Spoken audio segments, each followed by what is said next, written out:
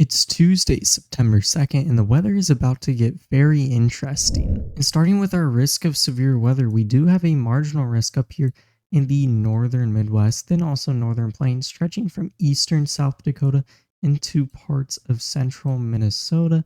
And then we don't really have a uniform risk of thunderstorms today. It's kind of broken. We have one blotch out here in parts of the southeast and also Mississippi River Valley, then also back into the Pacific coast, upper plains, and then southwest as well. And today's severe weather risk is mostly going to be fueled by that threat of some 60-mile-an-hour damaging winds.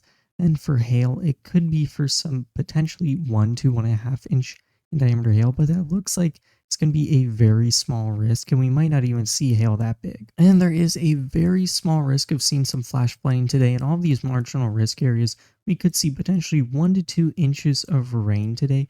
One down here in southern central Florida, one down here in the Mississippi River Valley, going all the way up until Kentucky, one up here in the northern Midwest, and another one back here in the southwest. So if you're in any of these areas, there's not really that much to worry about.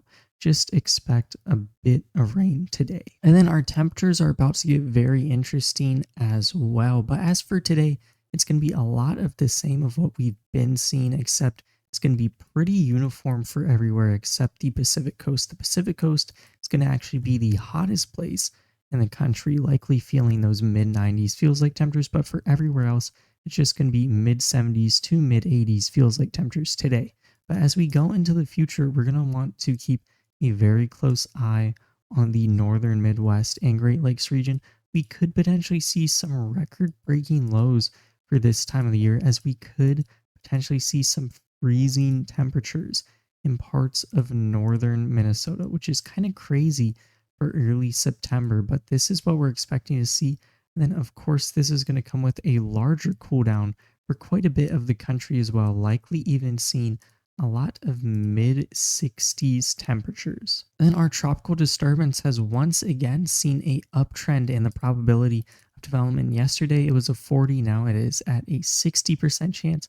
There is a pretty big confidence in this guy turning into tropical storm Gabrielle. Now, as for where it's going right now, this might look a little concerning, it's kind of pointing towards the US, but a lot of the most recent model runs have it curving out into the Atlantic and not really affecting anybody. So let's hope that trend stays and this really isn't something to worry about or super duper predict the track yet, because it is super far out. But just remember to stay weather aware and keep up with the National Hurricane Center for official updates. And this is what the radar could look like in our marginal risk of severe weather today. Up here in the northern Midwest and northern plains, it looks like we're going to get some redevelopment along a low pressure system or even mesoscale convective system left behind from yesterday's storms. But it looks like the main culprit is going to be some initiation along a cold front, and also an embedded low pressure system within that cold front, likely around the early to mid afternoon hours. And it also looks like it's going to be a pretty messy and linear mode. So what this means is that it's likely just going to be a lot of outflow driven 60-mile-an-hour damaging gust. If even that, we might not even see that much. And because of this messy linear mode, we're likely not going to see hail that large, probably only being in that 1 inch in diameter range. But I do want to look at these shear vectors. They are kind of parallel to this line of thunderstorms. So although that tornado threat is going to be close to zero, I still think there could be a very small chance for that. And then this main cluster is likely going to die off by the late afternoon to evening hours, but where it looks like we could have a secondary sector for potential strong thunderstorm development that would be up here in parts of southeastern North Dakota and then northeastern South Dakota. It looks like we're going to have a bit of a secondary front, and then also we could have some synoptic forcing from our jet stream above, also helping to bring these storms. It looks like these storms might be a bit more isolated, which would mean they'd have a greater chance to produce some hail in that 1.5 inch in diameter range. And then that threat of some strong winds would be quite a bit more localized. And this would come around when that low level jet kicks in right after sunset. So I wouldn't even be surprised to see a small tornado threat with these storms, although it's going to be really, really small and pretty close to zero. Then here's the area of thunderstorms that we could see out in the Mississippi River Valley all the way up until Kentucky. And it looks like this is just going to be your run-of-the-mill afternoon thunderstorms out here initiated by some peak heating and potentially a trough. So it looks like some gusty winds are going to be the main thing out here. And the second area of concern that's not highlighted as severe is going to be out here in the southwest and upper plains. These storms will likely set off around the early afternoon around a pretty big high pressure system, then also a couple of various troughs out here. And also, we're going to have some synoptic forcing along the upper plains as well, potentially even seeing some strong storms down here in eastern New Mexico. Now, these storms down here in parts of the southwest could potentially be pretty outflowy and could see some strong gusts. Being severe, probably not, but I wouldn't completely rule that out. So definitely stay weather aware if you're in this region. And then here are 500 millbar winds showing us where that synoptic forcing is coming from. And we can see this really big trough starting to set in over the northern US. This is going to be the main cause of the weather for the next pretty much entire week.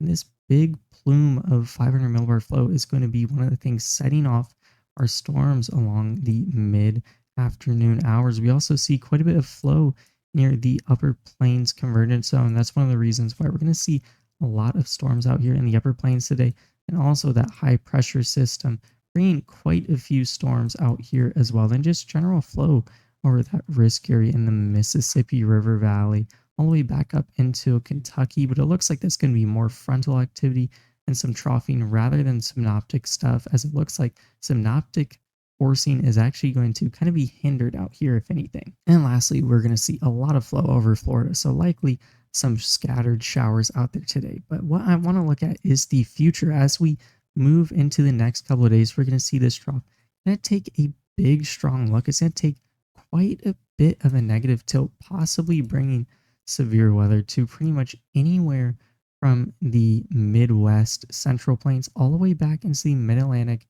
and Northeast throughout this next week. So definitely stay weather aware if you're anywhere up in those regions, because this looks like you could see some strong weather in the coming days. And then back to today, here's the storm environment out in our northern plains marginal risk area, potentially bringing some damaging winds and very small hail. And then there's even a non-zero chance of seeing some tornadoes. That is going to be because we do have some curvature in our autograph, and our 3 cape is super large, which isn't only just a general indicator of seeing some strong severe weather, but also making that tornado threat non-zero. And then also our cloud base would be low enough for that to be a possibility. But back to the main concerns, like I said, it's going to be damaging winds mostly, and that's just going to be with that general threat of severe weather coming from a moist environment.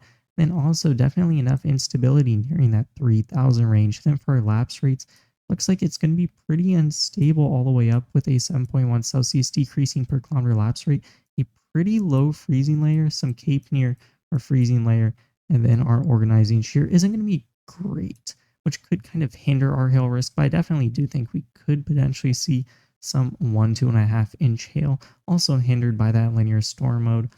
But for our damaging wind risk, we are going to have quite a decent precipitable water, 1.31, nothing crazy though, but also potentially feeling that threat. For some flooding out here as well, also that threat looks pretty small. And then we do have a very minuscule amount of dry air aloft, potentially bringing that strong damaging wind threat as well. Although it likely looks like it's just going to be in that 60-mile-an-hour range. So it looks like general severe weather can be expected out here in our marginal risk area today.